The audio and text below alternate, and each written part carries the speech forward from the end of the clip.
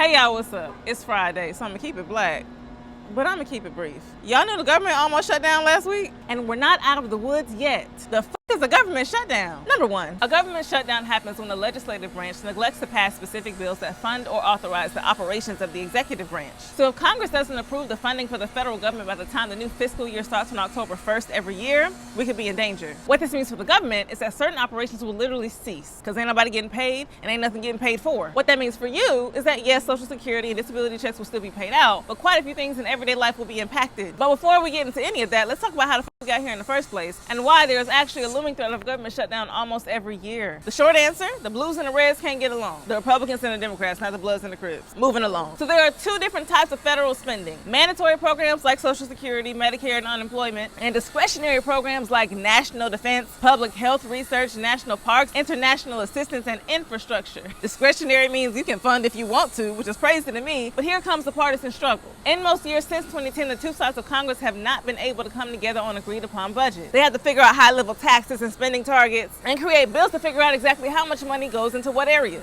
And when they can't agree, walk with me now, the president steps in and Congress enacts what is called a continuing resolution, or CR, for the discretionary programs, which means they will continue to operate at the last year's budget until they can figure everything out. But the one President Biden just signed only lasts 45 days. Ooh, child, I'm tired. Figure it out. These people need to get on their Zoom. And it's not even legitimate concerns about the money. They're in there on their house floor squabbling about government spending when eggs is damn near $10 and everybody under the age of 35 needs a roommate to survive out here. Each time the government shuts down, 350,000 government employees are furloughed without pay. The Environmental Protection Agency, the Departments of Agriculture, Commerce, Justice, Homeland Security, Interior, State, Treasury, and Housing and Urban Development will slow down. Over 400,000 government employees are forced to work without pay. That's legal? And this game of roulette hits home especially in our communities because you know black folk love them a government job. Benefits, health care, stability.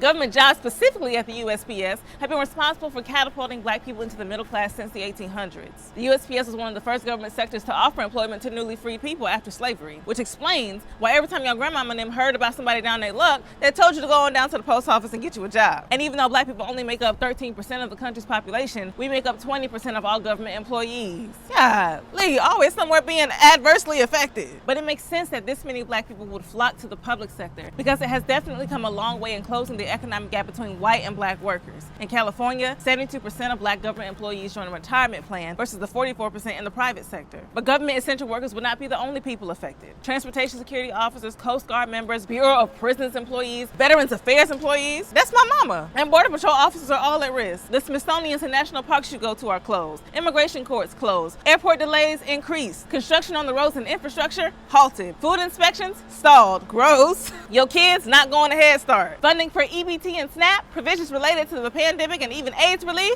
snip, snip, ho. And while all these essentials are in limbo, while people are being forced to keep the government running without pay, the congressmen and women who put us in this predicament will still be making money while actively slacking on the job. This, my friends, is why you got to know exactly who you're voting for, who's going to have your back in that room, and who's going to waste your time. So we need to be getting on Ballotpedia, ballotready.com, myvoterpage.com, and see what these midterm elections is talking about.